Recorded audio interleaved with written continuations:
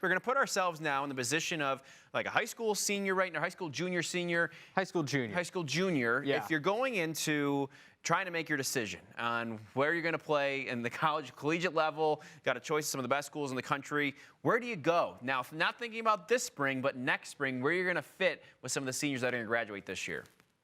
It's tough, and I think, when you look at the recruiting process, now with recruiting being brought back in and reined back in a little bit from the early recruiting, you can start to see if you're a junior in high school, when you're making your initial verbal commitment, you can start to see what the landscape's going to look like. But still, you're only looking at the freshman and sophomore classes of guys that are going to be there when you walk on campus. So you exclude the junior and senior classes. So I think you got to think more about system. And if I'm Attackman, I know this seems a little biased, but a brand new system with Pat March and Syracuse and everything they have to offer, and knowing you got Chase Scanlon, who's only a sophomore this year, who's going to be a senior. When you walk on campus, he's got the number 22. And if I'm a big-time, high-level recruit who at some point would see myself being a number 22 for Syracuse or a number 1 for Maryland, and you got a guy who's going to wear it for a couple of years ahead of you, then you can walk in. You don't have the pressure maybe right away, but you can walk into that pressure as a sophomore if you perform like you're supposed to. I love that idea. And you look what Pat March did with Michael Sowers, a tremendous talent there at Princeton, and that offense. I know you can't teach talent, but it was a good part. It's a nice guy to have on your resume of guys that you've coached. Am I right, Tom? Yes, it is.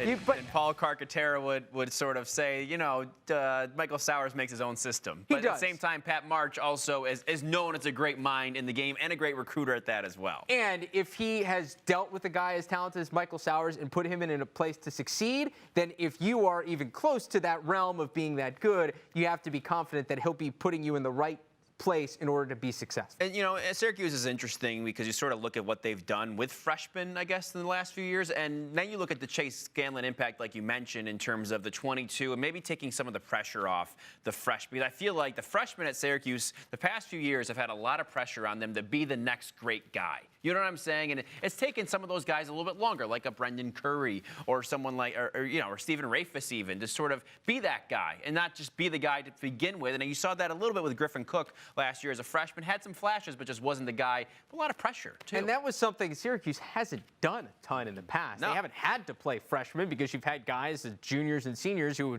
they've walked in and it's been their turn. Now, because of a downturn and how even the recruiting landscape has come and more schools are getting more top guys, they've looked to some of these freshman top recruits, say, hey, you're a top recruit, show us. Right. I also look at Duke, and you look at where everyone's going. I mean, because it's sort of all lines here, because I was thinking about all these recruits that Dukes are getting, guy after guy after guy, obviously in all sorts of positions, but at the same time, you look at the opportunity at Duke right now, and some of the guys the last couple of years that have graduated from there, or even the last decade. I mean, you think of the legacy that a Jordan Wolfe might have, or a Justin Gutterton a couple of years back. Yep. They don't have that guy right now with that big of a name. They have some nice pieces that might be. They got some recruits that are probably going to be right. That name. Well, that's sort of what I'm thinking, is that you have a chance maybe to emerge along with those guys, unless for a freshman to really explode on the scene is not that easy. You know what I mean? It doesn't happen that often. So there's a little bit of a window there at Duke now to be that guy, and I think that's what's made it attractive to say,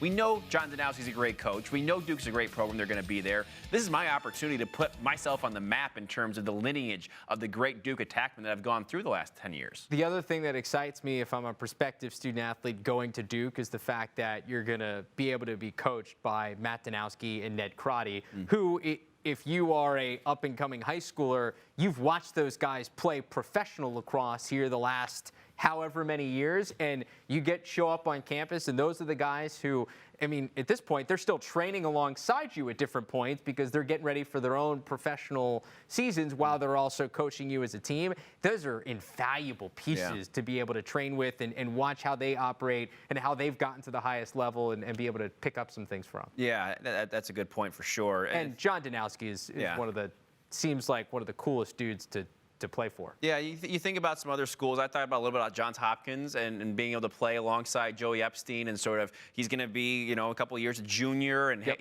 he was the freshman last year that sort of had to carry Johns Hopkins. He was the guy, led him in every category. So he's a guy that knows is going to have that responsibility now for a couple of years. If you go to Hopkins now, he's sort of been like, okay, he's going to have the spotlight on him. I've got some time to develop here and sort of follow under his footsteps of the great athlete that he is. And by the way, you can't not look at Virginia, because as an attackman, who wouldn't want to play in Lars Tiffany's offense? Right. I mean, like, let's be honest. That's true. That is a dream scenario. You're going to get the ball so many times, the possessions are going to fly back and forth. Yeah, you think about, they got Laviano and Moore that are going to be back there for a couple more years, and guys that, are really staples there, but eventually will be moving on. The next generation. And you look at one more team, Penn State, coming in after Granny met Mac O'Keefe. That might be the biggest challenge of all if you're a freshman. If you want a challenge, you go to Penn State, because you got to follow some big shoes. By the way, for high school seniors, signing day is tomorrow. So some of these guys have already made their decisions, just